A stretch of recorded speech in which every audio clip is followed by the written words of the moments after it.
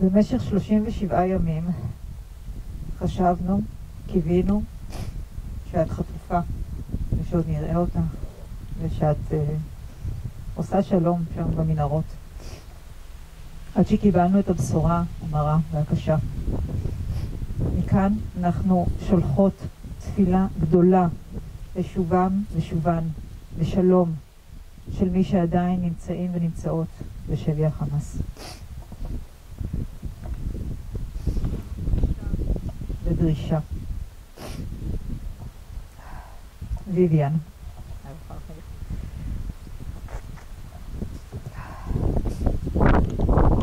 ב-1 באוקטובר 2023 הובלת בעוטף סיור של תומכות שהגיעו מכל העולם כדי להשתתף באירוע הגדול שלנו ושל נשות השמש 3 ימים אחר כך.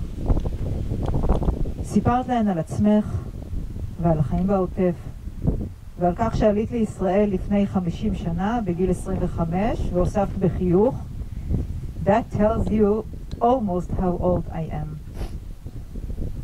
אנחנו כאן היום כדי לציין את יום ההולדת ה-75 שלך, שלא הספקת לחגוג. ומה כבר אפשר להוסיף אחרי כל מה ששמענו כאן היום? המילים מתגמדות, בטח לעומת המילים שלך.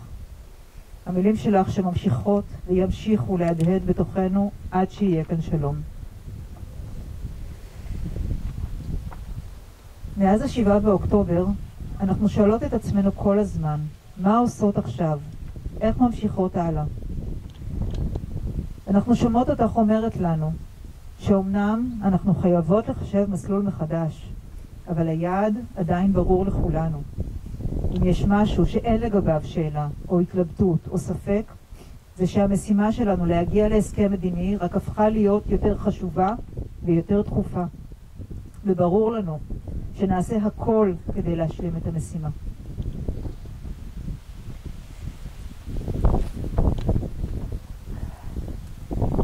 בימים האחרונים האזנתי שוב ושוב לנאומים שלך מכל השנים.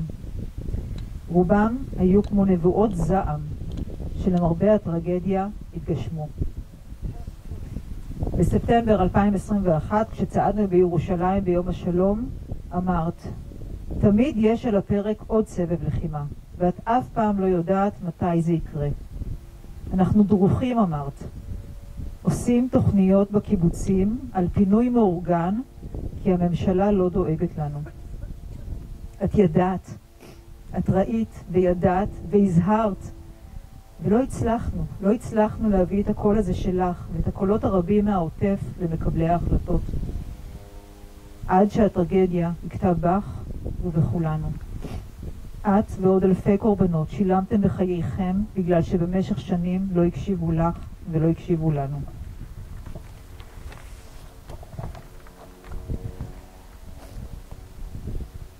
הקול הזה שלך, ויויאן, כל כך חסר לנו היום. הקול שזועק מלב העוטף.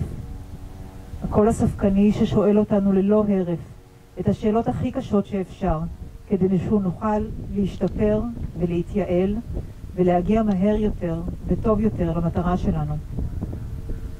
הקול שאומר שאסור להשלים עם המציאות הקשה הזו ואסור לשקוע בייאוש. אנחנו מבטיחות כאן היום לקחת את כל מה שלימדת אותנו ולהמשיך קדימה. היית מורה של כולנו. תמיד ידעת את השיעור המדויק שכל אחת מאיתנו צריכה באותו רגע. ונתת אותו בצניעות, ברגישות, באהבה גדולה. למדתי ממך המון.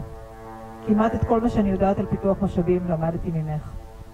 וההדרכה שלך, הגיידנס, באנגלית זה נשמע קצת יותר טוב, כל כך חסרה לי עכשיו, כל כך חסרה לכולנו.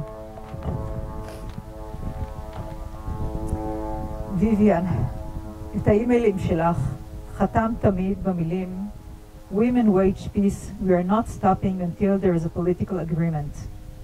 ותמיד הוספת בשלום. באנגלית.